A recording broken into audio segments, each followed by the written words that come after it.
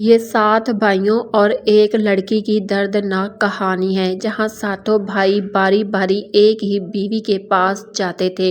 میرا نام وقاص ہے، میں ایک غریب خاندان سے ہوں۔ والدین کا اکلوتا بیٹا تھا، مگر ایک حادثے میں وہ دونوں دنیا سے رخصت ہو گئے اور میں یتیم ہو گیا۔ ان کے بعد زندگی اکیلے ہی گزار رہا۔ ایک فیکٹری میں کام شروع کیا، مگر وہاں کام کے دوران چھت سے گر پڑا اور ایک ٹانگ سے معذور ہو گیا۔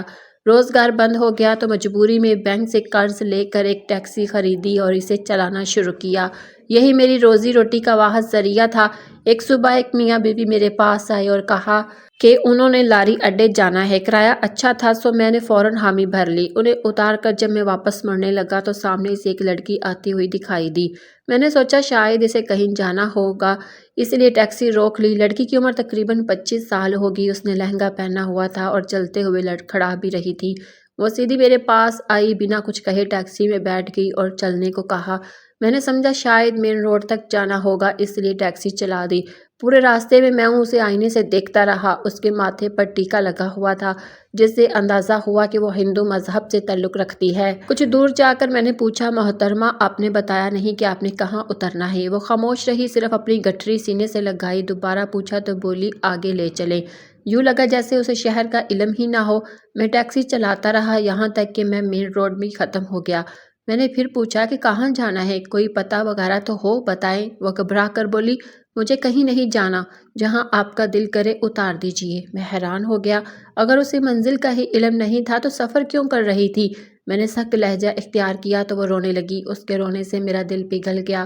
جب میں نے پلٹ کر دیکھا تو وہ پھول جیسی نازک اور ہرنی جیسی معصوم آنکھوں والی لڑکی تھی۔ میں نے نرمی سے کہا آپ جگہ بتا دیں، بغیر کرائے کے چھوڑ دوں گا۔ وہ روتے ہوئے بولی میرا کوئی ٹھکانہ نہیں، میرا دنیا میں کوئی نہیں، آپ مجھے اپنے ساتھ لے جائیں، چاہے تو مجھے نوکرانی بنا کر رکھ لیں، میں صرف 2 وقت کی روٹی مانگوں گی۔ یہ سن کر میں حیران رہ گیا۔ میں خود ایک ٹانگ سے لنگڑا تھا، گاؤں میں کوئی مجھے رشتہ دینے کو تیار نہیں تھا، مگر یہ لڑکی خود ہی میرے ساتھ رہنے کی خواہش کر رہی تھی۔ میں نے کچھ سوچ کر کہا اگر تم چاہو تو میں تم سے شادی کر لیتا ہوں۔ ابھی بھی اس کی آنکھوں میں خوشی کی چمک اتر آئی۔ بولی سائیں مجھے اور کیا چاہیے، میں ابھی شادی کے لیے تیار ہوں۔ میں نے اپنے وکیل دوست علی بھائی کو فون کیا۔ وہ پہلے مجھے سمجھاتے رہے، مگر میرے دل نے یہی کہا کہ لڑکی معصوم ہے۔ میں اسے کچہری لے گیا۔ تب میں نے پہلی بار اس کا نام پوچھا، نیلم۔ اس کا نام بھی اس کی طرح خوبصورت تھا۔ کچہری پہنچ کر علی بھائی نے نکاح کا بندوبست کیا۔ چند دوست موجود تھے۔ نکاح سے پہلے پتہ چلا کہ نیلم نے چند دن پہلے اسلام قبول کیا ہے۔ اسے نماز روزے کا بھی علم نہیں تھا۔ ایک سوال پر وہ خاموش ہو گئی تو علی بھائی نے بات ٹال دی، آخر ہمارا نکاح ہو گیا اور نیلم میاں بیوی بن گئے۔ میں اسے اپنے گھر لے آیا، چائے بنائی، پھر اسے نئے کپڑے دلائے۔ وہ جب نہا کر نکلی تو پہلے سے بھی زیادہ حسین لگ رہی تھی، جیسے کوئی پری میرے آگے اتر آئی ہو۔ میں نے اسے اپنے ہاتھوں سے کھانا کھلایا۔ وہ مسکرا رہی تھی، خوش تھی، پرسکون تھی۔ مجھے لگتا تھا جیسے میری زندگی 2 گھنٹوں میں مکمل طور پر بدل گئی ہو۔ میں نے اس کا اسلامی نام ختیجہ رکھا۔ وہ اپنے ماضی کے بارے میں بات کرنے سے کتراتی تھی، اس لیے میں نے بھی اصرار نہیں کیا۔ ایک دن میں اسے قریب کے پارک لے گیا۔ وہ پہلی بار شہر دیکھ رہی تھی، ہر چیز اسے نئی لگ رہی تھی۔ ہم پارک میں گھوم رہے تھے، پھر ایک ڈھابے پر بیٹھے کہ میں نے دیکھا ایک آدمی ہمیں مسلسل گھور رہا تھا۔ اس کی نظریں ختیجہ پر جمی تھی۔ وہ فون پر کسی کو کہہ رہا تھا ساحر جہاں ہو فوراً پہنچو، بہت بڑی خوشخبری۔ یہ سن کر میرا دل دہل گیا۔ ہم جلدی سے گھر کو نکلے۔ تقریباً 1 گھنٹے میں ہم اپنے گھر پہنچ گئے۔ گھر پہنچے تو مغرب کی اذان ہو رہی تھی۔ مجھے نماز ادا کرنی تھی، اس لیے ختیجہ کو گھر میں چھوڑ کر خود مسجد چلا گیا۔ جاتے جاتے سختی سے کہہ گیا کہ کوئی بھی آئے تو دروازہ نہ کھولنا، اور اگر کوئی بھی کہے کہ شوہر کہاں ہے تو جواب دینا کہ وہ مسجد میں نماز پڑھنے گئے ہیں۔ تقریباً آدھے گھنٹے بعد میں نماز پڑھ کر گھر واپس آیا تو ختیجہ سخت گھبرائی ہوئی تھی۔ جیسے ہی میں اندر آیا وہ رونے لگی۔ پوچھنے پر بتایا کہ میرے جانے کے بعد کوئی زور زور سے دروازہ پیٹ رہا تھا، اتنی شدت سے کہ جیسے دروازہ توڑ کر اندر گھس آنا چاہتا ہو۔ پھر شاید محلے کے کسی آدمی نے اسے بھگا دیا۔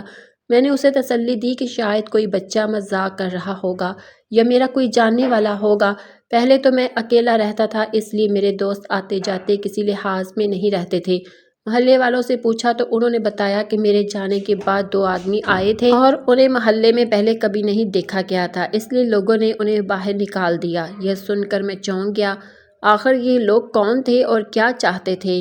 اگلی صبح جمعہ تھا اور جمعے کے دن میں ٹیکسی نہیں چلاتا تھا۔ میری دلہن کو آئے ہوئے ابھی 1 مہینہ بھی پورا نہ ہوا تھا، اس لیے میں ناشتہ باہر سے لاتا تھا۔ اس روز بھی میں چنے نان لینے باہر گیا۔ واپس آیا تو دروازے پر وہی 2 آدمی کھڑے تھے، مسلسل دروازہ بجا رہے تھے۔ میں نے پوچھا تم لوگ کون ہو؟ وہ بھرا کر بولے تو نے ہماری بیوی کو اپنے گھر میں چھپا رکھا ہے۔ میں حیران رہ گیا، کون سی بیوی؟ میرے گھر میں صرف میری بیوی ہے اور اس کا نام خدیجہ ہے۔ وہ چلانے لگے، ہم سب جانتے ہیں وہ ہماری بیوی ہے، اسے فوراً ہمارے حوالے کرو ورنہ جلد ادھیڑ دیں گے۔ اس کا حلیہ عجیب تھا، سر پر جوتیاں بندھی تھی، گلے میں عجیب سے پٹے۔ میں نے ان کی گستاخی دیکھی تو مجھے بھی غصہ چڑھ گیا۔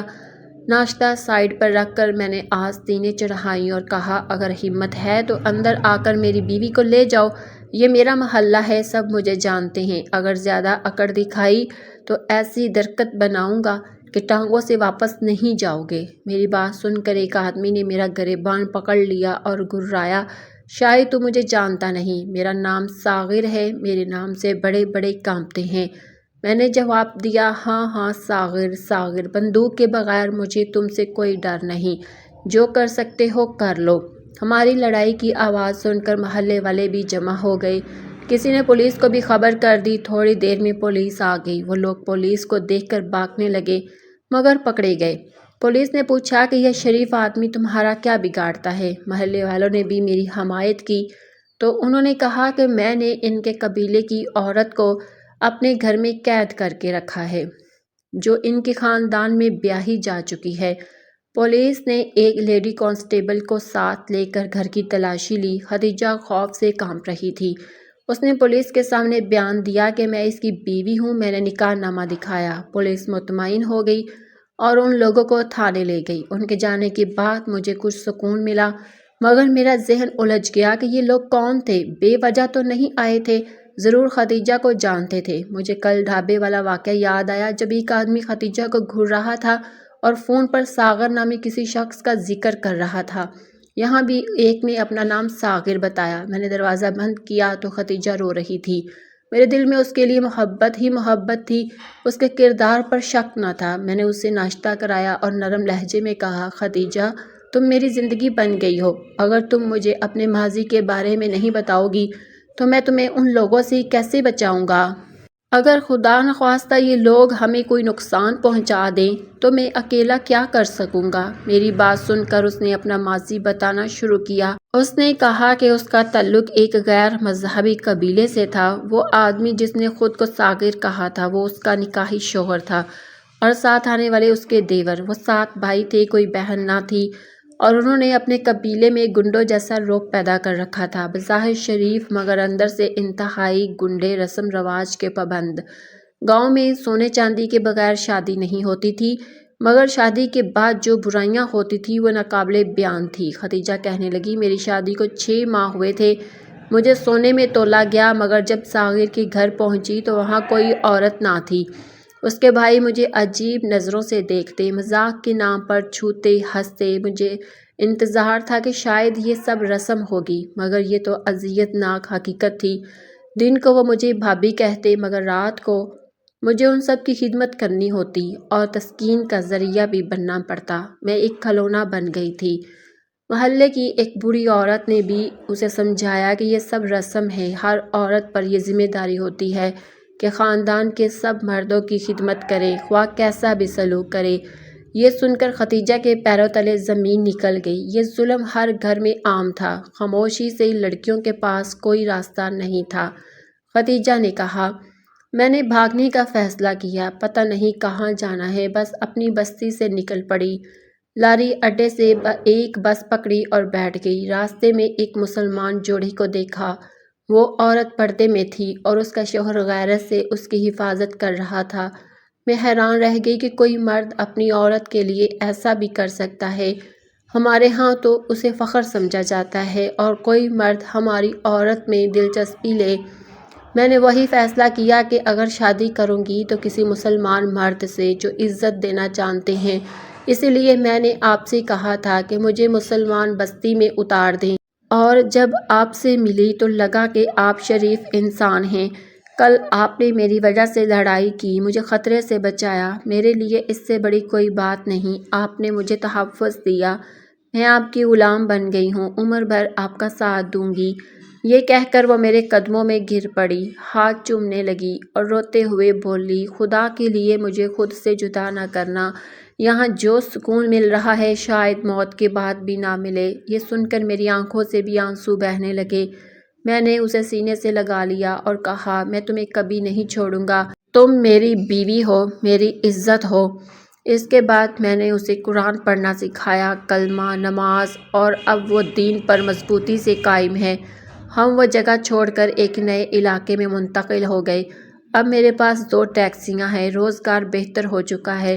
مجھے یقین ہے یہ سب اللہ نے خدیجہ کی برکت سے دیا ہے۔ آج وہ بہت خوش ہے۔ میرے 3 بچے ہیں، اللہ ہماری جوڑی سلامت رکھے، آمین۔